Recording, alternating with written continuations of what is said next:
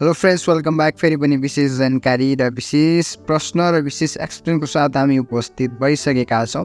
र आज विशेष प्रश्नहरू हामीले एक दुईवटा प्रश्नहरू एक्सप्लेन गर्छौँ। अथवा तपाईँले रिटर्नको तयारी गरिरहनु भएको थियो, अब तपाईँको परीक्षा नजिकै आइसकेको छ, अथवा तपाईँ रिटर्न परीक्षातिर तयारीमा हुनुहुन्छ भनेदेखि तपाईँले के कुराहरूलाई फलोअप गर्नुपर्छ, त यी प्रश्नहरू सोद्धा कुन कुराहरूलाई हामीले कसरी लेख्ने, कति मार्क्सको प्रश्नको लागि कतिवटा पोइन्टहरूलाई भ्यू दिने भन्ने कुरा हामी आजको क्लासमा हेर्नेछौँ।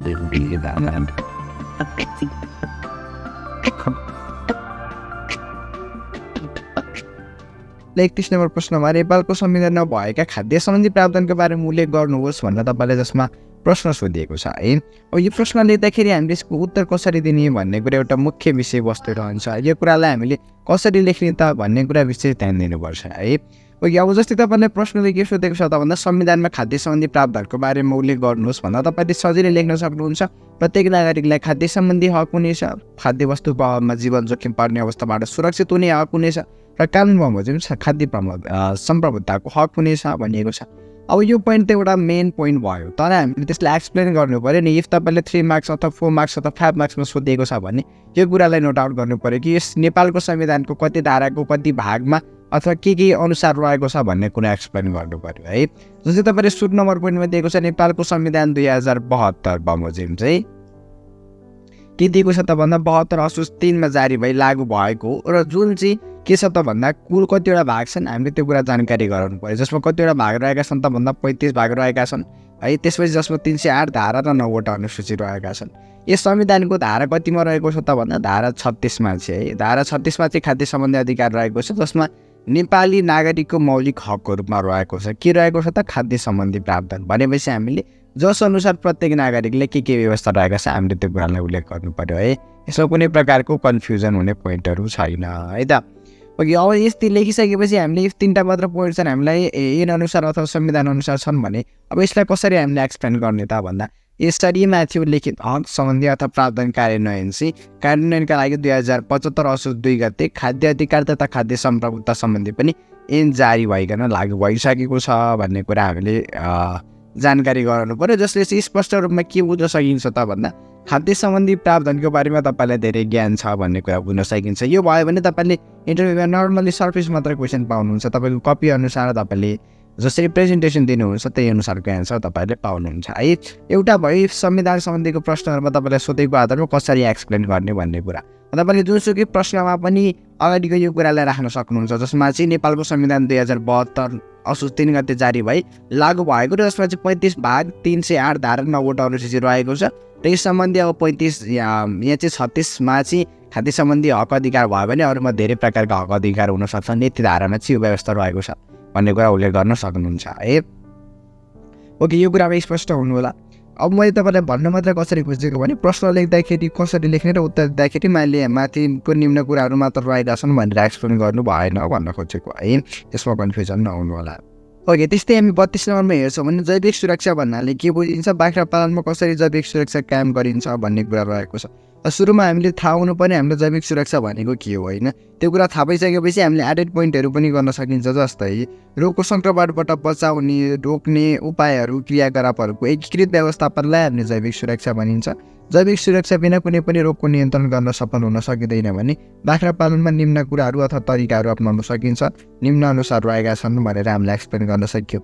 भन्नाको मतलब जैविक सुरक्षा भन्नाले के बुझिन्छ भन्ने कुरा पुरा रूपमा एक्सप्लेन भएको छ अथवा छैन भन्ने कुरा हामीले हेर्नु पर्यो।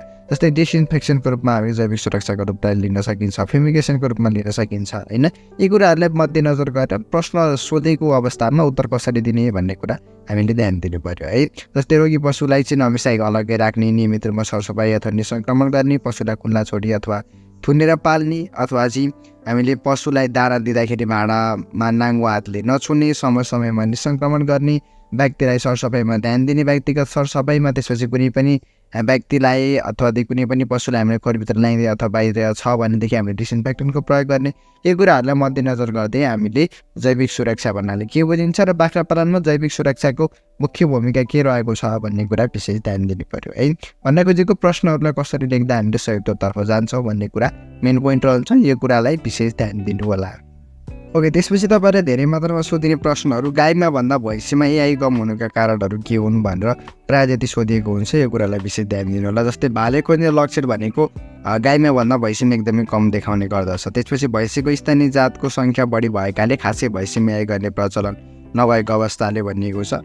त्यसपछि अर्को भनेको चाहिँ भाले खोज्ने लक्षण स्पष्ट रूपमा नदेखिने अथवा भाले खोजेको लक्षण हो भनी पत्ता लगाउन समय लाग्ने भएकाले र सङ्ख्या कम हुनुको कारण पनि हामीले गाईमा भन्दा भैँसीमा चाहिँ एआई कम हुनुको कारणहरू रहेका छन् भन्ने कुरा यसरी बुझ्न सकिन्छ होइन। जसमा एउटा यहाँमध्येको मुख्य कारण भनेको के हो त भन्दा चाहिँ जुन लक्षणको कुराहरू भन्छ नि, भाले खोजेको लक्षण कम देखिने अथवा चाहिँ देखिए पनि हामीले राम्रोसँग पहिचान गर्न नसकिने स्टेज हुने भएकाले चाहिँ गाईमा भन्दा भैँसीमा एआई कम हुनुको कारण एउटा मुख्य रहेको छ है। यो कुरालाई तपाईँले विशेष ध्यान दिनु होला। र तपाईँले इफ यो पिडिएफ चाहनुहुन्छ भनेदेखि तपाईँले सर्ट टर्म पेमेन्ट गरेर तपाईँले यो पिडिएफ लिन सक्नुहुन्छ। पिडिएफको लागि तपाईँले डिस्क्रिप्सन बक्समा रहेको मेसेज बक्समा मेसेज गर्न सक्नुहुन्छ अथवा स्क्रिनमा देखाइएको नम्बरमा सिधै मेसेज गरेर तपाईँले पिडिएफहरू लिन सक्नुहुन्छ। अर्को प्रश्नतर्फ हामी जान्छौँ भने एउटा तपाईँलाई 13 नम्बर प्रश्नमा अलिकति महत्त्वपूर्ण प्रश्न रहेको छ, जसमा कसरी सोधेको छ भन्ने कुरातर्फ जान्छौँ है। जसमा तपाईँले खोप लगाए तापनि जस्तै यस्ता प्रश्नहरू धेरै पटक सोधिने हुन्छ, त्यो त मध्यनजर गरौँ प्रश्नलाई। खोप धेरै पटक लगाए तापनि अथवा खोप लगाए तापनि पशुपन्छीमा रोग किन देखिन्छ अथवा किन देखिन सक्छ त, कारणहरू के हुन सक्छन् भनेर तपाईँले त यसरी प्रश्न सोधिन सक्छ है। त्यसका कुराहरू के छन् त भन्दा खोप लगाए तापनि पशुपन्छीमा रोग लाग्न सक्ने त्यसका कारणहरू निम्न अनुसार छन् भनेर तपाईँले लेख्नु पर्यो। त्यसपछि अब हामीले हेरौँ कसरी लाग्न सक्छन् त भन्ने कुरा पोइन्टहरू हेरौँ है। जसमा चाहिँ के छ त भन्दा खोप भएको जीवाणु वा विषाणुको प्रजाति अथवा स्ट्रेन अथवा सब स्ट्रेनको आफ्नै क्षेत्र भएको जीवाणु वा विषाणुको प्रजाति फरक भएमा के हुने गर्छ त भन्दा तपाईँले प्रश्नले के सोधेको छ त्यो कुरालाई एक्सप्लेन गर्न खोजेको छ नि। त्यो हुँदा खोप लगाए तापनि अथवा भ्याक्सिन लगाए तापनि पशुपन्छीमा रोग लाग्ने सम्भावना हुन्छ है भन्न खोजेको छ। त्यसपछि सेकेन्ड नम्बर पोइन्टमा कोल्ड चेनको व्यवस्था राम्रो नभएको अर्थात् खोप उत्पादक संस्थाले निर्दिष्ट गरेको तरिका अनुसार अर्थात् चिसो अवस्थामा खोप ओसार प्रसार तथा भण्डारण नभएमा खोप लगाए तापनि रोग लाग्ने सम्भावना हुन्छ।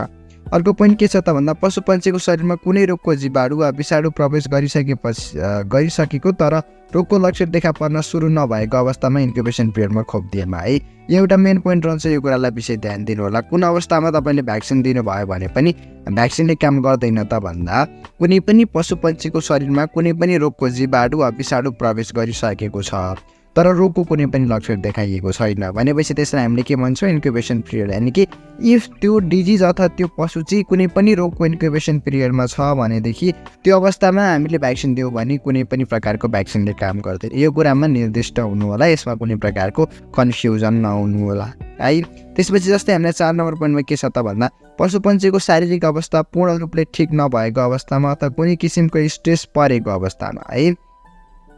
के भनेको छ त भन्दा कुनै पनि किसिमको स्ट्रेस परेको अवस्थामा अथवा चाहिँ कुनै पनि अवस्थामा चाहिँ चोटपटक लागेको अथवा इन्जुरी भएको अवस्थामा अथवा जस्तै कुनै रोग लागेर निको हुँदै गरेको अवस्था, धेरै काम गरेर थाकेको अवस्थामा अथवा चाहिँ लामो हिँडाइ तथा मोटरसाइकलको यात्राबाट थाकेको अवस्था, मोटरको यात्राबाट थाकेको अवस्थामा अथवा बाह्य तथा आन्तरिक परजीवीको ग्रसित भएको समयमा खोप दिएमा भने खोपले काम गर्ने छैन, रोग पुनः लाग्नेछ भनेपछि हामीले कुन अवस्थामा खोप दिनु हुँदैन भन्ने कुरा पनि यसमा स्पष्ट हुनु पर्यो है। यहाँनिर तपाईँलाई विशेष ध्यान दिनुपर्ने पोइन्टहरू छन् जसमा चाहिँ हामीले इफ ढुवानी गरिएको छ भने त्यो अवस्थामा होइन।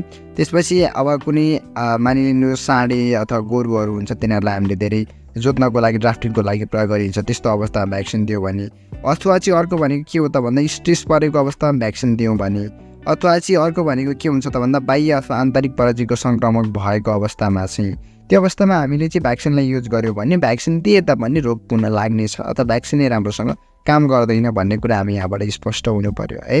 यसमा कुनै पनि प्रकारको कन्फ्युजन हुनु भएन। ओके, दिन हामी अर्को प्रश्नतर्फ जान्छौँ। जस्तै भेटनरी एपिडेमियोलोजी शाखाको मुख्य काम के हो भनेको जस्तै एपिडेमियोलोजी अन्तर्गतको शाखाहरूको काम के हुन्छ त त्यो कुरा पनि मुख्य रहन्छ है। तपाईँलाई परीक्षा व्यवस्था सम्बन्धी प्रश्नहरू पनि सोधिने हुन्छ है।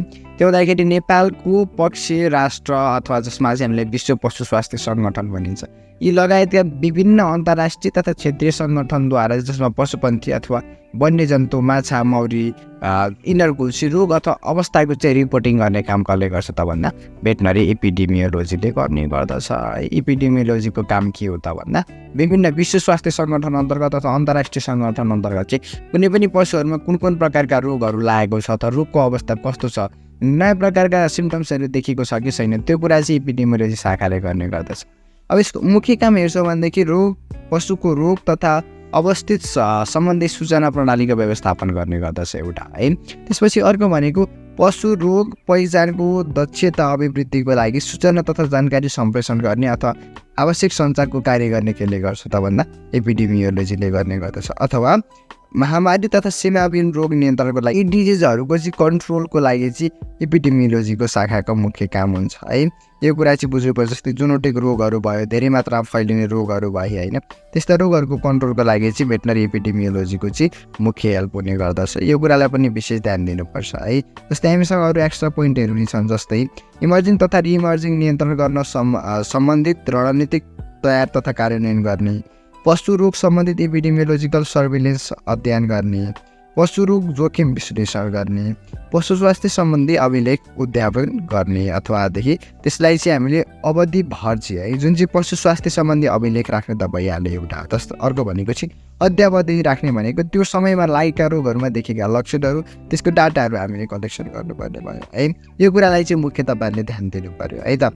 तपाईँहरूलाई यी प्रश्नहरूलाई हामीले उत्तर दिँदाखेरि चाहिँ कसरी दिने, यी पोइन्टहरूलाई भ्यू दिने अथवा सरले तपाईँको कपी चेक गर्दाखेरि राम्रो पोइन्ट अफ भ्यू जाओस् भन्नका लागि तपाईँले यो तयारी गर्नु पर्यो र तपाईँले तयारी गरिरहेको प्रश्नहरूको स्पष्ट रूपमा हुनु पर्यो उत्तर है। कुनै पनि उत्तरहरू नबुझ्ने हुनु भएन। त्यही भएर हामीले पोइन्ट वाइज एन्सर दिएका छौँ। यो कुरालाई तपाईँले विशेष ध्यान दिनु होला। यसमा कुनै पनि प्रकारको कन्फ्युजन नहुनु होला है। पिडिएफको लागि तपाईँले डिस्क्रिप्सन बक्समा रहेको नम्बरमा सिधै वाट्सएपमा मेसेज पनि गर्न सक्नुहुन्छ। तपाईँलाई कस्तो लाग्छ त्यो अनुसारको प्रतिक्रिया दिन सक्नुहुन्छ भन्दै आजको भिडियो एन्दै गर्छु। हस्त धन्यवाद र सबैजनालाई आउँदै गरेको इक्जामको लागि बेस्ट अफ लक भन्दै आजको भिडियो एन्दै गर्छु। हस्त धन्यवाद, नमस्कार।